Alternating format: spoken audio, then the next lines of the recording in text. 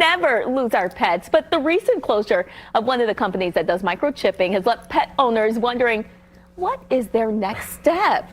We have Tom Dock with us. Thank you so much for being here. He's the Director of Communications at Noah's Animal Hospital. And this has been something that's been hitting headlines. It really has for about 2 weeks. So the short story is there's a company out of Texas, Save This Life. They sold microchips. They closed suddenly. We noted probably a couple months ago that the response time was getting down. There weren't as many phone calls, emails returned, and then all of a sudden about 2 weeks ago, just gone.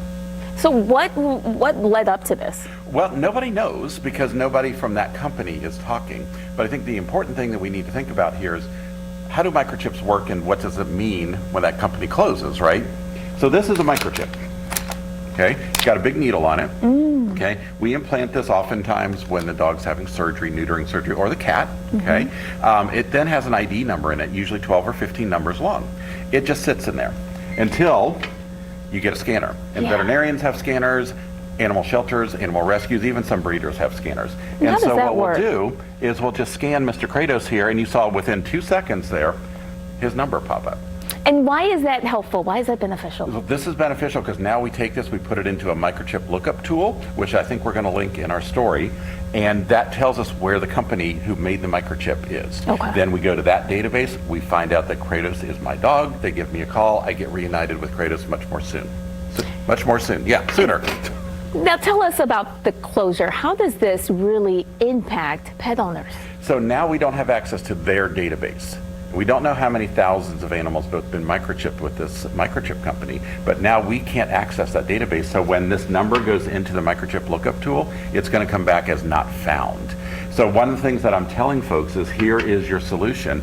If you know your pet's microchip number and it starts with 991 or 900164, a lot of numbers we'll have in the article, right? You could have a chance of a problem. Okay. Put it into the microchip lookup tool. If a company comes up like AKC Reunite, Pet Buddy, all these different companies, there's 30 some of them, you're good to go, no worries. If it comes up as not found, that's when you have an issue. That's when you want to re-register your microchip and just pick one of the companies. I personally like Home Again. Okay. That's who we use, Home Again. And it's going to cost you about $20 to re-register, but then your pet's safe and they're going to get back home. And are there any other options that you want to let viewers know about? There really isn't, just re-registering. I mean, find the company. If you go to the American Animal Hospital Association microchip lookup site, they list like 30 companies. Okay. Just pick one. Pick one that fits your budget, pick one that you like, maybe you've dealt with them before. But what's going to happen is, if Kratos wasn't microchipped, he'd have about a 23% chance to get home to me. With a microchip, it's over 54%, okay? Cat owners, this is important for you.